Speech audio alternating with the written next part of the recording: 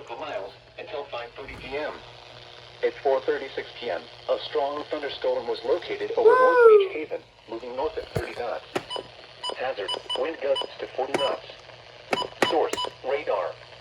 Impact, small craft could be damaged and briefly higher winds and suddenly higher waves.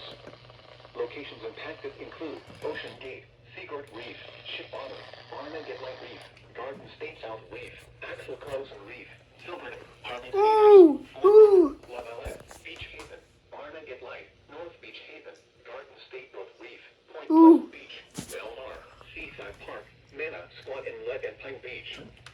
Move to safe harbor until the hazardous weather passes.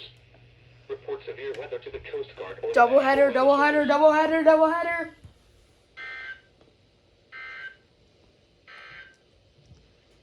Dang.